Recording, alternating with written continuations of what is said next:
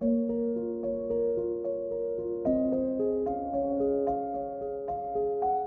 आज हमारे हाथ लगी है टोनी रॉबिन्स की किताब अनलिमिटेड पावर। ये उन किताबों में से है जिनका नाम सबने सुना होता है।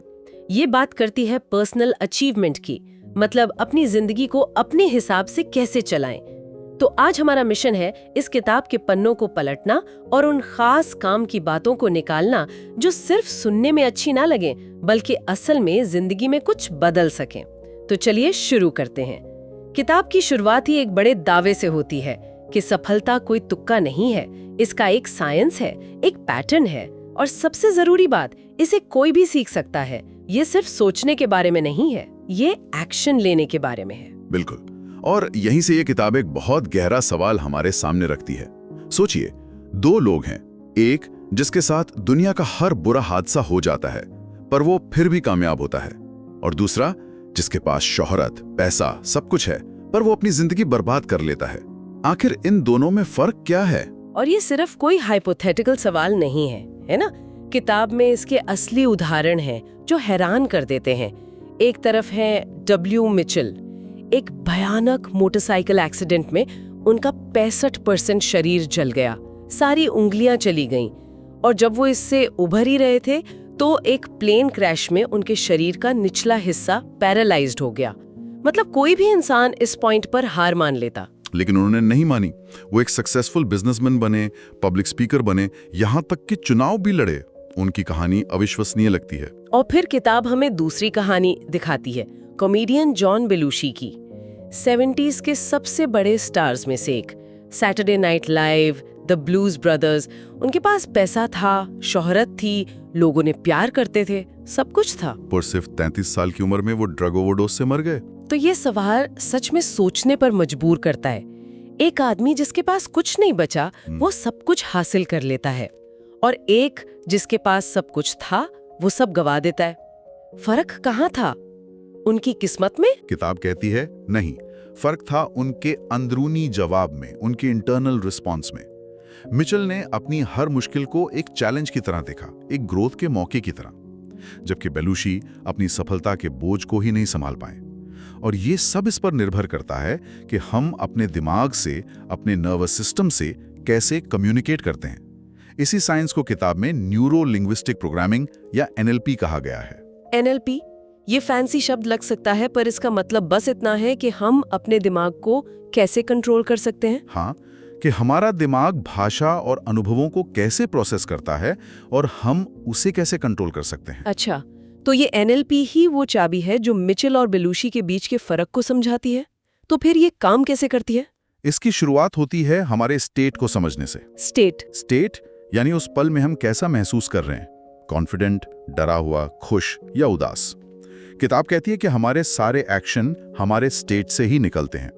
अगर आप एक पावरफुल, कॉन्फिडेंट स्टेट में हैं तो आपके एक्शंस भी वैसे ही होंगे और नतीजे भी।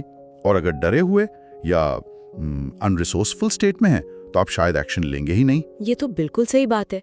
जब हम अच्छा महसूस कर रहे होते हैं तो मुश्किल काम भी आसान लगता है, और जब मूड खराब हो तो छोटे से छोटा काम भी पहाड़ जैसा लगता है। पर हम अपने इस स्टेट को कंट्रोल कैसे करें? ये तो बस हो जाता है। हमें लगता है कि ये हो जाता है, पर रॉबिन्स कहते हैं कि हम इसे कंट्रोल कर सकते हैं, और इसके दो मेन लिवर्स हैं। पहला है आपकी फिजियोलॉजी, मतलब हमारी बॉडी। हाँ, आपकी बॉडी।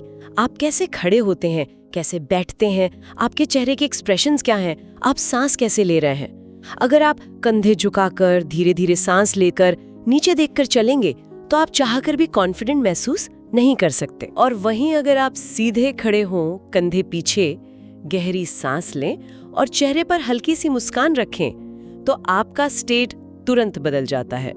मैंने ये ट्राई किया है, ये सच में काम करता है। बिल्कुल। और दूसरा लेवर है आपके इंटरनल रिप्रेजेंटेशंस, मतलब जो हमारे दिमाग के अंदर चल रहा है। एग्जैक्टली। आप अपने मन में क्या तस्वीरें देख रहे हैं, खुद से क्या बातें कर रहे हैं, क्या आप अपनी सफलता की तस्वीरें देख रहे हैं या अपनी नाकामी की। इन दोनों चीजों को बदलकर कोई भी अपना स्टेट सेकंडों में बदल सकता है। लेकिन स्टेट तो मतलब पल पल बदलता है। इससे भी गहरी कोई चीज होगी जो हमारे एक्शंस को लंबे समय तक गाइड करती है। हाँ, और वो है हमारा बिलीफ सिस्टम, हमारी मान्यताएं। ये वो नियम है जो हमने दुनिया और अपने बारे में बना रखे हैं, और ये इतने पावरफुल होते हैं कि ये हमारी फिजियोलॉजी तक को बदल सकते हैं। किताब में पाब्लो कैसाल्स का एक अद्भुत उदाहरण है। वो 20वीं सदी के महानतम सेलिस्ट्स में से एक थे। 90 साल की उम्र में वो गठिया और दूसरी बीमारियों से इतने कमजोर हो गए थे कि सुबह बिस्तर से उठने में भी उन्हें बहुत दर्द होता था। वो मुश्किल से चल पाते थे, झुके हुए रहते थे। लेकिन फिर क्या होता था? वो जैसे तैसे चलकर अपने पियानो तक जाते थे, और जैसे ही उनकी उंगलियां पियानो को छूती थीं, एक चमत्कार होता था। उनकी उंगलियां सीधी हो जाती थी, उनकी कमर सीधी हो जाती थी, उनका दर्द गायब हो जाता था। ऐसा इसलिए होता था क्योंकि उनका संगीत में अटूट विश्वास था। उनका बिलीफ था कि मैं एक महान संगीतकार हूं, और उस बिलीफ ने उनकी फिजिकल रियलिटी को बदल दिया। ये तो अविश्वसनीय है। इसका मतलब है कि अगर हम किसी चीज को पूरे दिल से मान लें तो हमारा शरीर और दिमाग उसे सच करने के रास्ते खोजने लगता है। एग्जैक्टली। इसीलिए किताब में 7 लाइज ऑफ सक्सेस की बात की गई है। लाइज मतलब झूठ। इन्हें लाइज इसलिए कहा गया है क्योंकि ये दुनिया की आम सोच से अलग हैं, पर ये वो बिलीव्स हैं जो सक्सेसफुल लोग अपनाते हैं। जैसे पहला बिलीफ है, फेलियर जैसी कोई चीज नहीं होती, सिर्फ रिजल्ट्स या फीडबैक होते हैं। ये सुनने में तो अच्छा लगता है, पर इसका असल मतलब क्या है? फेलियर तो फेलियर होता है। इसका मतलब ये नहीं है कि आप पॉजिटिव थिंकिंग करें। इसका मतलब है कि आप हर नतीजे को डेटा की तरह देखें। अगर आपने कुछ ट्राई किया और वो काम नहीं किया, तो आप फेल नहीं हुए। आपको बस एक फीडबैक मिला है कि ये तरीका काम नहीं करता है, अब आप दूसरा तरीका ट्राई कर सकते हैं। ये सोच आपको रिस्क लेने से कभी नहीं रोकती। ये डर को खत्म कर देती है। और एक और बिलीफ है, हर चीज किसी वजह से होती है और वो हमारे भले के लिए होती है। ये मानना तो बहुत मुश्किल है, खासकर जब कुछ बुरा हो। मुश्किल है, पर ये सबसे पावरफुल बिलीफ्स में से एक है। ये आपको विक्टिम बनने से रोकता है। अगर मिचेल ये सोचते कि मेरे साथ ही ऐसा क्यों हुआ, तो वो वहीं रह जाते। पर उन्होंने शायद ये बिलीफ अपनाया कि शायद यह हादसा मुझे और मजबूत बनाने के लिए हुआ है। इस एक बिलीफ में उनकी पूरी कहानी बदल दी। ठीक है, तो हमें अपना स्टेट बदलना है और एम्पावरिंग बिलीफ्स अपनाने हैं, पर इसके लिए कुछ प्रैक्टिकल टूल्स भी तो होंगे। बिल्कुल हैं।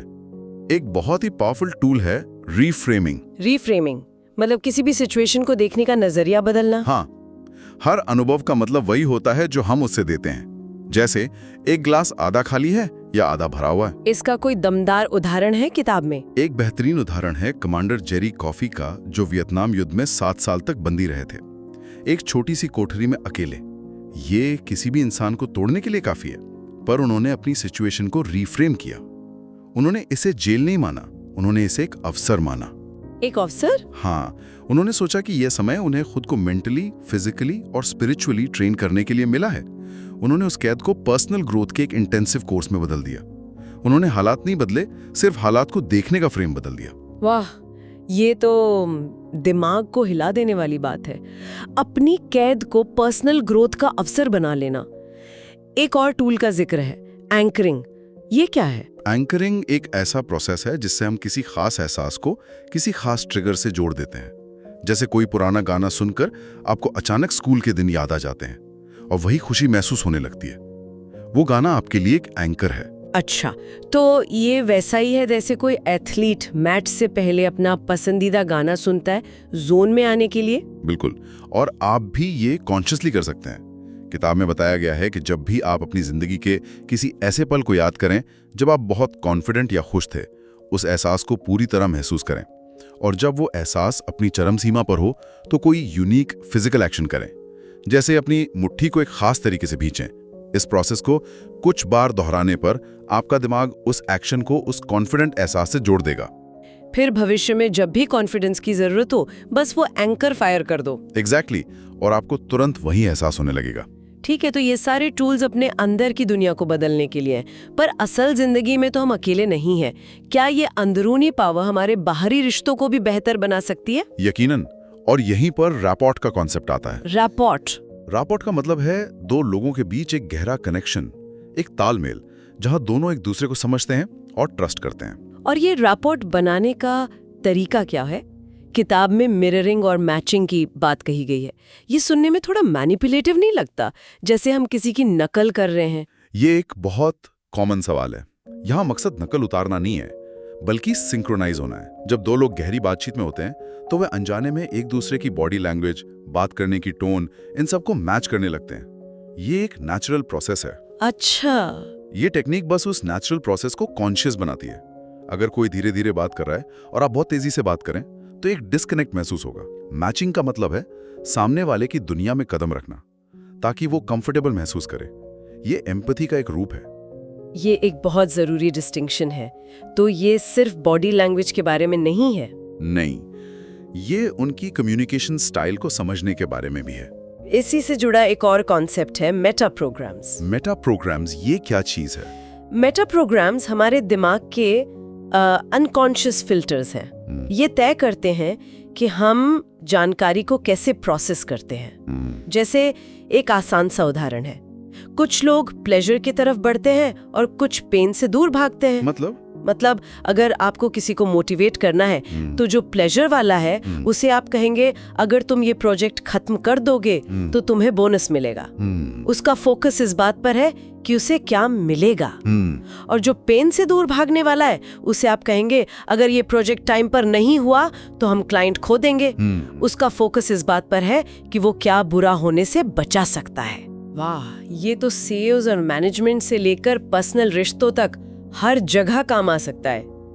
तो इन सब टूल्स को स्टेट कंट्रोल, बिलीफ बदलना, रैपो बनाना, इस्तेमाल करके दौलत और खुशी कैसे पाई जाए, किताब के आखिर में इसके लिए 5 चाबियां बताई गई हैं। पहली चाबी क्या है? पहली और शायद सबसे जरूरी चाबी है फ्रस्ट्रेशन को हैंडल करना सीखना। ज्यादातर लोग जैसे ही फ्रस्ट्रेट होते हैं वो काम छोड़ देते हैं, जबकि सफल लोग फ्रस्ट्रेशन को एक सिग्नल की तरह देखते हैं। ये सिग्नल है कि आपका अप्रोच काम नहीं कर रहा, उसे बदलने की जरूरत है। दूसरी चाबी है रिजेक्शन को हैंडल करना। ये कहना आसान है पर करना बहुत मुश्किल। हाँ, ये उसी बिलीफ से जुड़ा है कि फेलियर नहीं, सिर्फ रिजल्ट्स होते हैं। जब कोई आपको नो कहता है तो वो आपको रिजेक्ट नहीं कर रहा, वो आपके उस खास ऑफर को नो कह रहा है। सक्सेसफुल लोग जानते हैं कि हर नो उन्हें यस के और करीब ले जा रहा है। ठीक है। तीसरी चाबी है फाइनेंशियल प्रेशर को मैनेज करना। इसका क्या मतलब है? इसका मतलब है पैसे को लेकर एक समझदार रिश्ता बनाना। आपको पैसे का मास्टर बनना होगा, उसका गुलाम नहीं। इसका मतलब है कंसिस्टेंटली अपनी कमाई का एक हिस्सा बचाना और इन्वेस्ट करना, चाहे वो कितना भी छोटा क्यों ना हो। एक हैबिट बनाने के बारे में है ये। बिल्कुल। और चौथी चाबी है कंप्लेसेंसी से बचना, यानी कभी भी ये सोचकर रुक ना जाना कि अब बहुत हो गया। बिल्कुल। इंसान की फितरत है कि एक लेवल पर पहुंचकर वो कंफर्टेबल हो जाता है, लेकिन ग्रोथ हमेशा कंफर्ट जोन के बाहर होती है। और पांचवी और आखिरी चाबी? पांचवी सबसे जरूरी है, हमेशा उम्मीद से ज्यादा देना। Give more than you expect to receive. ज्यादातर लोग हमेशा यह हिसाब लगाते हैं कि मुझे क्या मिलेगा, पर असली खुशी और सफलता का राज देने में है। तो कुल मिलाकर अनलिमिटेड पावर की कहानी ये है कि हमारी जिंदगी की क्वालिटी हमारी कम्युनिकेशन की क्वालिटी पर निर्भर करती है। पहले खुद के साथ हम कैसे कम्युनिकेट करते हैं और फिर दूसरों के साथ। एकदम सही। ये सब हमारे अंदरूनी दुनिया को बदलने से शुरू होता है, हमारे स्टेट को मैनेज करने से, हमारे बिलीव्स को चुनने से। ये सारे टूल्स हमें अपनी जिंदगी का स्टीयरिंग व्हील अपने हाथों में लेने की ताकत देते हैं। तो इस सब का क्या मतलब है? इसका मतलब है कि पावर हमारे अंदर ही है, चाहे हमारे बाहरी हालात डब्ल्यू मिचेल जैसे हों या जॉन बेलुशी जैसे। बस उसे सही तरीके से ढूंढना और इस्तेमाल करना सीखना है। यहाँ एक आखिरी सवाल सोचने के लिए छोड़ा जा सकता है। किताब हमें अनलिमिटेड पावर हासिल करने के तरीके सिखाती है, पर क्या सिर्फ पावर हासिल कर लेना ही खुशी की गारंटी है, या असली चुनौती उस पावर को समझदारी, करुणा और मन की शांति के साथ बैलेंस करने में है? शायद असली अनलिमिटेड पावर वही है।